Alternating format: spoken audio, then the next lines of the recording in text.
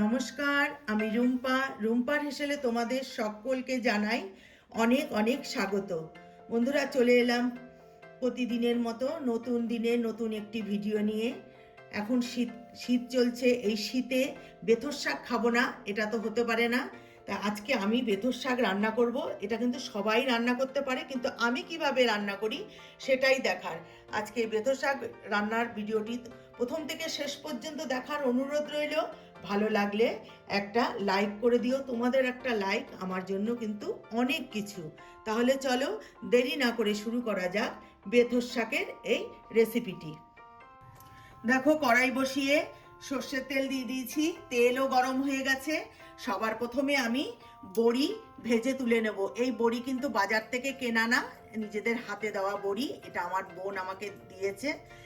তা এই বড়ি প্রথমে ভেজে নেব। বাজারের বড়ি আর নিজেদের ঘরে তৈরি করা বড়ির মধ্যে কিন্তু অনেক পার্থক্য, তার স্বাদই আলাদা। প্রথমে বড়িগুলোকে ভেজে তুলে নিচ্ছি। দেখো, বড়িটা ভেজে তুলে নিয়েছি।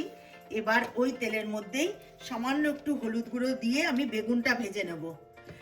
না হলে বেগুনটা তেলের পরে দেওয়ার পরে তেলটা ছিটে আসতে পারে, এই জন্য একটু হলুদ দিয়ে নিলাম। এবার আমি বেগুনটা ভেজে তুলে নেব, কারণ বেগুন হচ্ছে নরম একদম, তাই আমি আগে বেগুনটাকে ভেজে তুলে নেব।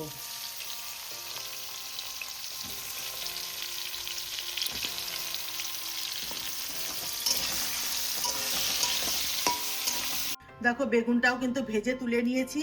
আর যতটা তেল ছিল বেগুন কিন্তু পুরো তেলটাই টেনে নিয়েছে। আবারও আমি কড়াইতে তেল দিয়ে দিয়েছি, তেল গরম হয়ে গেছে।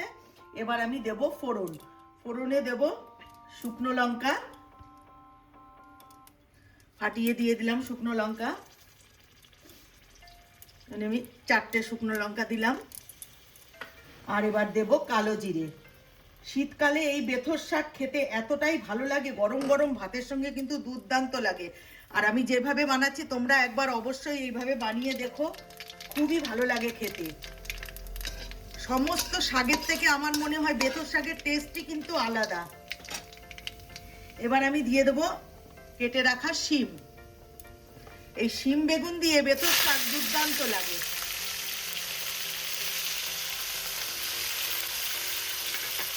এবার আমি এই ফোড়নের সাথে শিমটা একটু ভেজে নেবো। আমি একটু হলুদ গুঁড়ো দিয়ে দেবো, গায়ে তেলটা ছিটে আসছে। একটু হলুদ গুঁড়ো দিয়ে দিলাম। এবার আমি শিমটা একটু ভেজে নেবো ফোড়নের সাথে। দেখো, শিমটাও কিন্তু ভাজা হয়ে গেছে। আমি এটাকে আর তুলে নেব না, এর মধ্যেই আমি শাকটা দিয়ে দেবো। আমি কিন্তু সম্পূর্ণ নিরামিষভাবে রান্নাটা করছি। তোমরা কিন্তু এইভাবে যদি রান্না করো নিরামিষ দিনেও কিন্তু বানিয়ে খেতে পারবে। এবার আমি কেটে রাখা শাকটা দিয়ে দিচ্ছি। দেখো, বেথর শাক আমি খুব ছোট করে কাটিনি, বড় বড় করেই কেটেছি, কারণ একদমই কচি শাকটা, এই জন্য আমি বড় বড় করেই কেটেছি।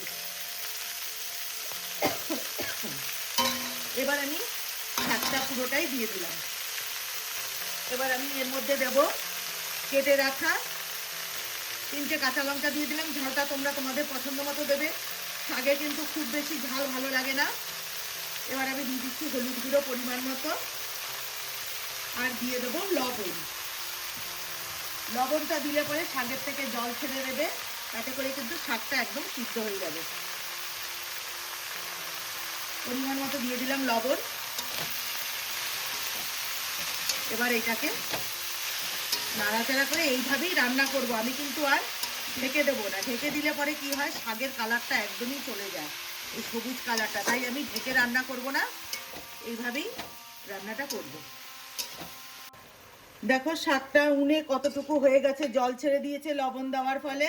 এখানে 3 আঁটি শাক ছিল, দেখো কতটুকু হয়েছে। 3 আঁটি শাক একদমই উনে গেছে। এবার এই যে জলটা ছেড়েছে, এই জলটা টেনে আসা অবধি আমি শাকটাকে এইভাবেই রান্না করব। এটা জলটা যখন শুকিয়ে যাবে তারপরে বাদ বাকি উপকরণগুলো আমি এর মধ্যে দিয়ে মিলাবো। দেখো, জলটা কিন্তু একদম টেনে গেছে। আর যেহেতু আমি ঢেকে রান্নাটা করিনি, দেখো সবুজ ভাবটা কিন্তু একদমই রয়ে গেছে। তোমরা ক্যামেরাতে দেখতেই পাচ্ছ, একদম সবুজ ভাবটা কিন্তু রয়ে গেছে। শাকের যদি সবুজ ভাব না থাকে তাহলে কিন্তু ভালো লাগে না। এবার আমি ভেজে রাখা বেগুনটা দিয়ে দিচ্ছি। গরম গরম ভাতের সঙ্গে কিন্তু ভালো তো লাগেই, তবুও কিন্তু এটা কিন্তু তোমরা যেহেতু সবজি দিয়ে করছি, বেগুন শিম দিয়ে করছি, এটা কিন্তু তোমরা রুটি দিয়েও খেতে পারবে।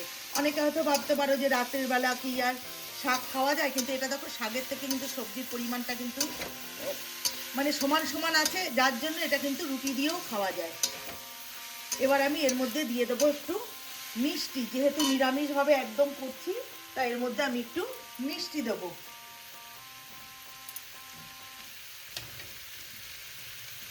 তোমরা চাইলে দিতে পারো, নাও দিতে পারো, তবে দিলে কিন্তু ভীষণই ভালো লাগবে খেতে।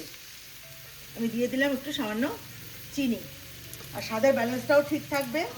এবার আমি এর মধ্যে দিয়ে দেবো ভেজে রাখা বড়িটা। নিজেদের হাতে তৈরি বড়ি, তার টেস্টই কিন্তু আলাদা। দেখো কিছুটা আমি আদা ভাঙা করেছি, কিছু গোটা রেখেছি। এবার বড়িটা দিয়ে দিলাম। এইভাবে তোমরা বাড়িতে অবশ্যই একবার রান্না করে খেয়ে দেখো, মানে ভীষণই ভালো লাগে। এবার আমি সব কিছু কিছুক্ষণ একটু নেড়ে চেড়ে রান্নাটা করব, তাহলে সব কিছুর সঙ্গে সব কিছু মিশে যাবে। দেখো শাক রান্না কিন্তু আমার হয়ে গেছে। এবার আমি দেখো এর মধ্যে যেহেতু নিরামিষভাবে রান্না করছি, দেখো এর মধ্যে আমি একটু চিনে বাদাম আগে থেকে ভেজে আদা ভাঙা করে রেখেছিলাম, সেটা আমি দিয়ে দিচ্ছি। এটা যখন খাওয়ার সময় দাঁতে পড়বে না, ভীষণই ভালো লাগবে খেতে। আমার ভীষণই পছন্দের একটি শাক এই বেথর শাক, আমি ভীষণই পছন্দ করি। আজকে আমার কিন্তু এই এক পদ দিয়েই খাওয়া হয়ে যাবে। এটা খেতে এতটা টেস্টি হয় বন্ধুরা, একবার হলো বাড়িতে বানিয়ে দেখো। আমি কথা দিচ্ছি তোমাদেরও ভীষণ ভালো লাগবে এইভাবে যদি বেথের শাক বানিয়ে খাও। এবার আমি এটাকে নামিয়ে নিয়ে তোমাদেরকে দেখাচ্ছি। হয়ে গেছে, আমি গ্যাসটা এখন বন্ধ করে দিচ্ছি। হয়ে গেছে আমার। দেখো বন্ধুরা, বেথর শাক কিন্তু আমার রান্না হয়ে গেছে। একটা প্লেটে আমি উঠিয়ে নিয়েছি। দেখো সবুজ ভাবটা রয়েই গেছে শাকের, কিন্তু আমি এইভাবে রান্না করেছি। তোমরা বাড়িতে অবশ্যই একবার এইভাবে রান্না করে খেয়ে দেখো, ভীষণই ভালো লাগবে। বাড়িতে তো আমাদের বয়স্ক মা, ঠাকুমা, দাদু, দিদা সবাই থাকেন, তারা অনেকেই হয়তো নিরামিষ খান। তাদের কথা ভেবে কিন্তু এইভাবে যদি বাড়িতে রান্না করো না, দেখবে বাড়িতে যখনই বেথের শাক আসবে তখন এইভাবেই রান্না করে খেতে মন চাইবে। তা আমার অনুরোধ রইল, প্রথম থেকে শেষ পর্যন্ত ভিডিওটা দেখো, একটা লাইক করে দিও, শেয়ার করে দিও তো বন্ধু বান্ধব আত্মীয় স্বজনের মাঝে, তারাও কিন্তু এইভাবে রান্না করে খেতে পারবে। তাহলে বন্ধুরা, আজকের মতন এখানে বিদায় নিচ্ছি। ভালো থেকো, সুস্থ থেকো, নমস্কার।